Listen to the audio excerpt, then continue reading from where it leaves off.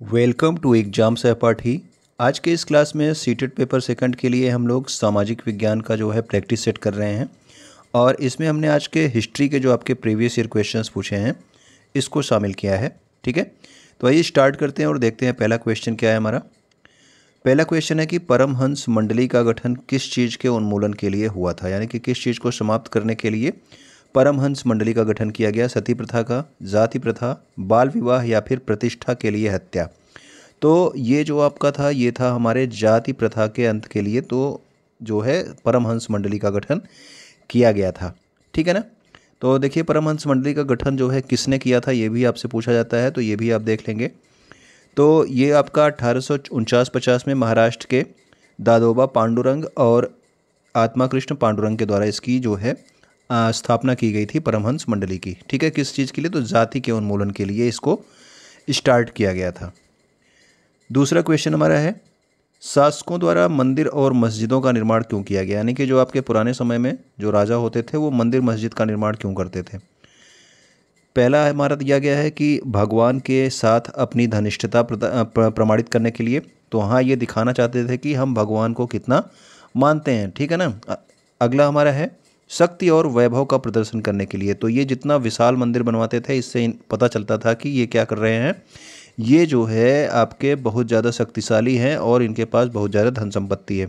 ठीक है, पुजारी वर्ग को संतुष्ट करने और उनका समर्थन प्राप्त करने के लिए, तो इसकी कोई बात नहीं थी कि वो पुजारी वर्ग को संतुष्ट करना चाहते थे, वो अपना जो है शक्ति का प्रदर्शन करना चाहते थे, भगवान के साथ अपनी घनिष्ठता प्रदर्शित करना चाहते थे। तो जब मंदिर बनवा देते थे तो जो पुजारी वर्ग थे वो तो खुद ही संतुष्ट हो जाते थे। ठीक है, तो इसमें पहला और दूसरा जो है आपका सही है, तो ऑप्शन नंबर ए में जो है आपका दे रखा है ए और बी, तो ये हमारा जो है सही आंसर हो जाएगा। अधिकतर जो है हम लोग देखते हैं कि सीटेट का जो पेपर सेकंड होता है उसमें हमारे जो क्वेश्चंस आते हैं वो आपके थियोरेटिकल फॉर्म में ही आते हैं। ठीक है, तो हमें जो है थ्योरी पहले पढ़नी है, उसके बाद क्वेश्चंस करने हैं। और वन लाइनर क्वेश्चंस पे मैं देखता हूँ बहुत सारे लोग उसको देखते हैं जिसमें जो है ऐसे 3-4 ऑप्शन केवल वन लाइनर टाइप पे दिए होते हैं, उसको लोग ज़्यादा देखते हैं। ठीक है ना, तो ऐसा लगता है कि लोग गलत चीज़ें ज़्यादा देख रहे हैं सीटेट पेपर सेकंड के लिए। तो आपको जो है थियोरेटिकल वाले क्वेश्चन जो पूछता है वो आपको देखना है। ओके, तो देखिए यहाँ पे आपका मिलान करने के लिए दिया गया है कि भीमबेटका, तो भीमबेटका हमने बहुत पढ़ा हुआ है। भीमबेटका कहाँ से है, तो भीमबेटका आपका मध्य प्रदेश में है। ठीक है ना, भीमबेटका की गुफा कहाँ है, मध्य प्रदेश में। राजगृह कहाँ है, तो राजगृह जो है ये आपका बिहार में है। ठीक है ना, बिहार में ही आपका राजगृह है। इनाम गांव, तो इनाम गांव जो है ये आपका पुरास्थल कहाँ का है, तो महाराष्ट्र में एक पुरास्थल है इनाम गांव। और जो आपका ब्रह्मगिरी है ये आपके कहाँ पे है, कर्नाटक में। ठीक है, तो ए का आपका 4 था, ए का 4 किस में मिल रहा है, तो सी और डी में मिल रहा है। बी का आपका 3 है, राजगृह का बिहार, ये भी दोनों में है।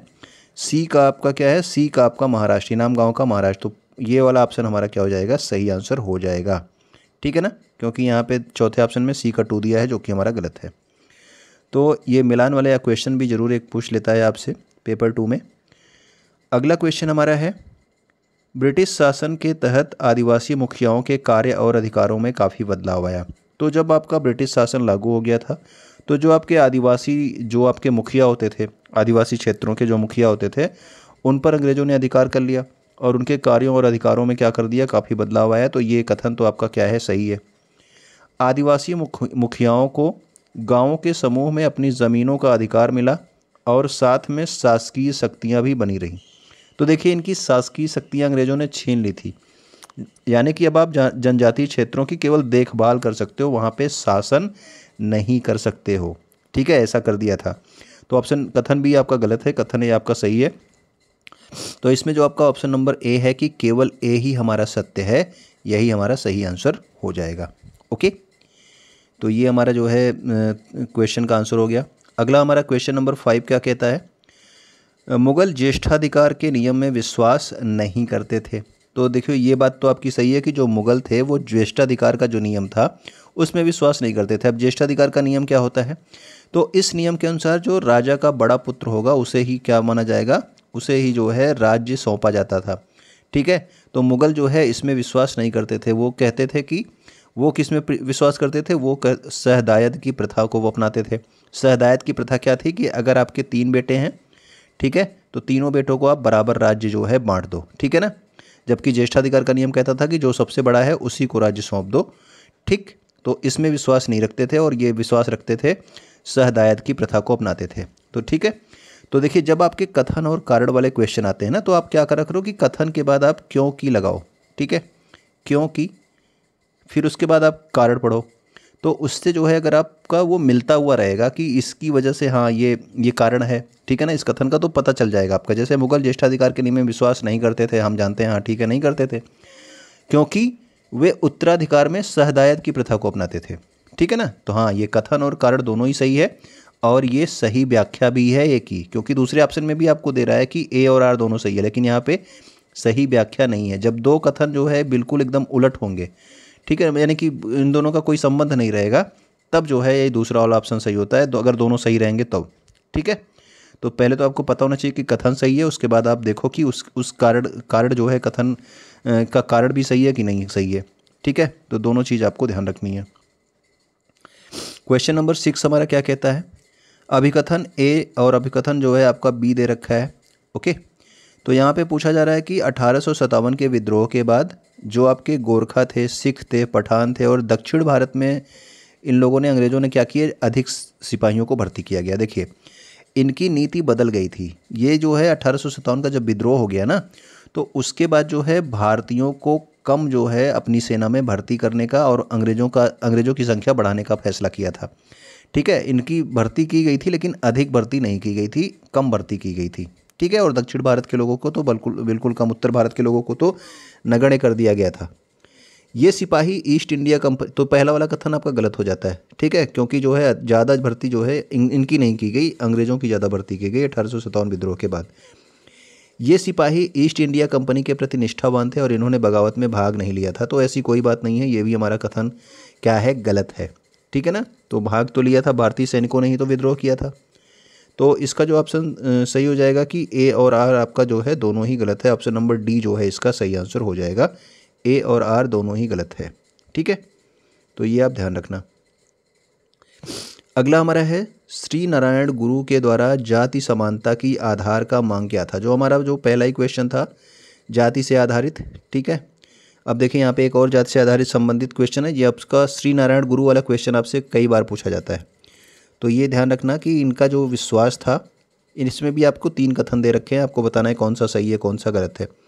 तो इसका जो सही कथन है ये है कि श्री नारायण गुरु इसमें विश्वास रखते थे कि सारी जो मानव जाति है वो एक जाति से ही संबंधित है, ठीक है। श्री नारायण गुरु का ये जो कथन है ये आपके सीटेट में कई बार पूछा गया है, ठीक है, कि विश्व जो सारी मानव जाति है वो क्या है, एक जाति से संबंधित है। ये किसका विश्वास था, श्री नारायण गुरु का। और ये किस जाति के थे, तो एझावा, केरल में थी एक जाति एझावा जाति। तो इसका जो सही आंसर हो जाएगा वो हो जाएगा केवल बी, ठीक है। तो देखिए इसमें जो है जो आपसे पूछा जाता है, यहाँ पे मैं इसका ये भी पढ़ देता हूँ, आप ध्यान रखना। एझावा जाति के थे, ये जाति भी आपकी पूछी जाती है नारायण गुरु से संबंधित। इन्होंने अपने लोगों के बीच में एकता का आदर्श रखा और जाति की भिन्नता के आधार पर लोगों के बीच भेदभाव करने का विरोध किया। इनके अनुसार सारी मानवता की एक ही जाति है, ठीक है। ये कथन कई बार पूछा गया है, तो ध्यान रखना। नेक्स्ट क्वेश्चन है हमारा, इसमें भी आपका कथन और कारण दिया हुआ है, ठीक है। तो कथन कहता है कि अस्थाई बंदोबस्त में जमींदारों को किसानों से लचीले रूप से लगान इकट्ठा करना होता था। यानी कि जो आपके ज़मींदार थे वो क्या करते थे, किसानों से जो है लगान इकट्ठा करते थे और उसके बाद कंपनी को अस्थाई राजस्व देना पड़ता था। यानी कंपनी ने फिक्स कर दिया था कि आपको इतना राजस्व देना पड़ेगा, ठीक है। ज़मींदारों को कह दिया था कि आपको फिक्स अमाउंट हमको देना ही है, ठीक है। आप किसानों से जैसे आप लगान वसूल कर रहे हो करो, लेकिन हमको फिक्स अमाउंट दो। तो ये तो कथन आपका सही है, यह अस्थाई बंदोबस्त के बारे में था। लगान को लचीला बनाने के पीछे कंपनी की सोच यह थी कि यह ज़मींदारों के भूमि को बेहतर बनाने के लिए खर्च करने के लिए प्रोत्साहित करेगा। यानी कि जब आपने अंग्रेज़ों ने कह दिया कि आपको फिक्स अमाउंट जो है चाहिए, तो उसके लिए क्या चाहिए भाई, ज़्यादा से ज़्यादा उत्पादन होना चाहिए। तो अगर जो है आप ज़मींदार क्या करेंगे, ज़मींदार भूमि को बेहतर बनाएंगे तभी तो आपका उत्पादन ज़्यादा होगा, ठीक है ना। तो इससे जो है ये खर्च करने के लिए प्रोत्साहित होंगे कि हाँ भाई हम जो है ज़मीन पर थोड़ा खर्च करें ताकि जो है ज़मीन से जो है ज़्यादा जो है फसल उगाई जा सके, ठीक है। तो कथन और कारण आपका दोनों ही सही है और इसकी जो है ये सही व्याख्या भी है। तो इसका ऑप्शन नंबर ए सही हो जाता है। अगला हमारा है क्वेश्चन, यदि आप नरमपंथी नेता होते तो ब्रिटिश शासन के विरुद्ध निम्नलिखित में से कौन सा तरीका अपनाते। तो अगर आप नरमपंथी नेता होते तो सीधी सी बात है कि आप लोग जो है लड़ाई झगड़ा नहीं करते, आंदोलन नहीं करते, ये सब बात होती। ठीक है, तो अन्यायपूर्ण शासन के विरुद्ध जनता में जागरूकता विकसित करते। जी हाँ, आप जनता को जाकर के बताते कि भाई जो है सरकार क्या कर रही है, अन्यायपूर्ण शासन कर रही है। ठीक है ना, तो ये आप जागरूकता विकसित करते, ये बात सही है। ब्रिटिश संस्थानों और वस्तुओं का बहिष्कार करते, तो बहिष्कार करना, आंदोलन करना, ये नरमपंथियों का काम नहीं था।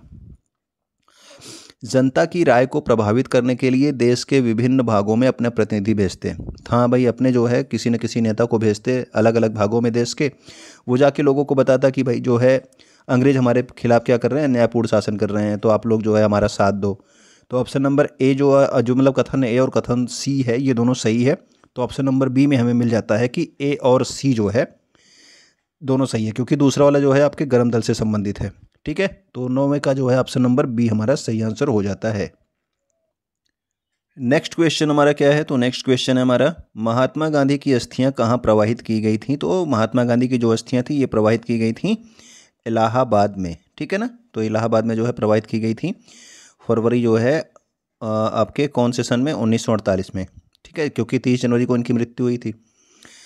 अगला क्वेश्चन है हमारा क्वेश्चन नंबर 11, ब्रिटिश राज में जनजातियों का जीवन में परिवर्तन नहीं हुआ। तो देखिए ये पहला ही कथन गलत है, क्योंकि ब्रिटिश राज में जो जनजातियां थी उनके जीवन में परिवर्तन तो हुआ था। ठीक है ना, इनके जीवन में परिवर्तन हुआ था, क्योंकि अंग्रेजों ने जो है इनके पूरे जो है जीवन को जो है उलट पुलट कर दिया था अपने जो है नियम कानून लगा करके। ब्रिटिश राज में भी जनजातीय क्षेत्रों का जनजातीय मुखियाओं द्वारा प्रबंधन किया जाता था। तो देखिए मैंने अभी आपको ऊपर जो क्वेश्चन था उसमें बताया कि इनके शासकीय अधिकार अंग्रेजों ने छीन लिए थे, शासन करने के अधिकार छीन लिए थे। तो जो जनजातीय मुखिया थे वो इन पर जो है प्रबंधन नहीं करते थे। ठीक है, इनका मैनेजमेंट नहीं करते थे, केवल देख रेख करते थे। ओके, तो कथन ए और कथन बी दोनों ही क्या है आपका गलत है। ठीक है, और अगला हमारा है, जनजातीय मुखिया अपनी पारंपरिक भूमिका नहीं निभा पा रहे थे। तो पारंपरिक भूमिका यानी कि जो वर्षों से इनकी जो है परंपरा चली आ रही थी, ठीक है, अपने जो है क्षेत्र पर शासन करने की और चीज़ें करने की, तो उस चीज़ को ये नहीं कर पा रहे थे। तो ये वाला कथन आपका सही है, बाकी ए और बी आपका गलत है। तो कौन सा ऑप्शन सही हो जाएगा, तो ऑप्शन नंबर सी सही हो जाएगा, केवल सी सही है। ठीक है, अगला क्वेश्चन देखते हैं, क्वेश्चन नंबर 12, निम्नलिखित में से कौन सा अल इदरीसी के द्वारा बनाए गए मानचित्र के संदर्भ में सही है। ठीक है, तो अल इदरीसी जो है इसके बारे में कहा गया कि यह एक फारसी भूगोलवेत्ता थे। तो पहला ही कथन इसका गलत हो गया, फारस का नहीं था, ये क्या था जो अल इदरीसी था, ये आपके अरब का जो है, अरब देश का जो है एक भूगोलवेत्ता था जिसने जो है मानचित्र बनाया था। जगहों के नाम अरबी में चिन्हित हैं। ठीक है ना, अरबी में चिन्हित है, अभी आपको बताया कि ये अरब देश का था, फारस का नहीं था, तो अरबी में चिन्हित है, ये वाला सही है हमारा कथन।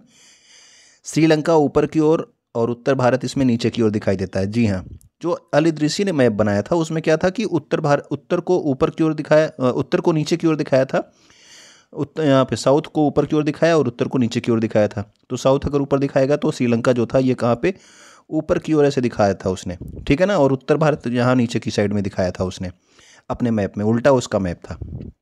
किसका मैप, अल इदरीसी का। ठीक है, तो ऑप्शन नंबर जो है सी सही है हमारा, बी सही है। कौन से ऑप्शन में मिलता है, तो ऑप्शन नंबर सी में हमें मिल जाता है कि ऑप्शन नंबर बी और सी जो है हमारा सही आंसर है। ठीक है, तो कथन वाले क्वेश्चन में आप विशेष ध्यान दिया करो कि आपको अगर सही आंसर मिल जाए, यहीं पे कोई आप जान जाए कि भाई अरबी में चिन्हित था, ठीक है हमने पढ़ा था, तो यहीं पे ऑप्शन मत लगा दीजिए। ये सारे कथन जो दिए होते हैं वो पढ़ो, कौन सा गलत है उसको गलत करो, उसके बाद जो जो सही है उसको समझो कि हाँ ये वाला सही है। तो उसके बाद आप सोचो कि जो जो सही है वो किस ऑप्शन में है, कि बी और सी हमारा सही था तो बी और सी हमारा सी में है। ठीक है ना, तो इस तरह से ऑप्शन लगाने हैं, तो ऑप्शन नंबर सी यहाँ पे सही होगा। ठीक है, अगला हमारा क्वेश्चन देखें, क्वेश्चन नंबर 13 पूछता है कि हड़प्पा सभ्यता के बारे में जो है 2 कथन दिए गए हैं, आपको बताना है कि कौन से कथन सत्य हैं। लोथल में अग्निकुंड मिले हैं, जहाँ यज्ञ किए जाते होंगे, तो लोथल में अग्निकुंड भी मिले थे। ठीक है, सही बात है। कालीबंगा में जुते हुए खेतों के साक्ष्य मिले हैं, तो ये भी हमारा सही है कि कालीबंगा में हमें जुते हुए खेतों के साक्ष्य मिले हैं। तो कथन ए और कथन बी हमारा दोनों ही सही है। तो किस वाले ऑप्शन में हमें मिल जाएगा, कथन ए और बी दोनों सही है, तो ऑप्शन नंबर सी में हमें मिलता है कि ए और बी हमारा दोनों ही सत्य है। ठीक है, तो ये हमारा ऑप्शन नंबर 13 था, क्वेश्चन नंबर 13 था। उम्मीद करता हूँ कि ये क्वेश्चंस आपको पसंद आए होंगे। इसी तरह के क्वेश्चंस आते हैं, मैं देखता हूँ कि यूट्यूब पे लोग जो है पता नहीं कौन से क्वेश्चंस देखते रहते हैं, ठीक है। उनको 1 वर्ड वाले आंसर वाले क्वेश्चन जो है कराए जा रहे हैं और उसी को वो देख रहे हैं। वो क्वेश्चंस आते ही नहीं, 1-2 क्वेश्चंस आते हैं उसमें से केवल, ठीक है। मैक्सिमम क्वेश्चन आपके थियोरेटिकल बेस होते हैं, लेकिन पता नहीं क्या देख रहे हैं आप लोग। तो वीडियो को देखने के लिए और कुछ नया सीखने के लिए आपका बहुत बहुत धन्यवाद।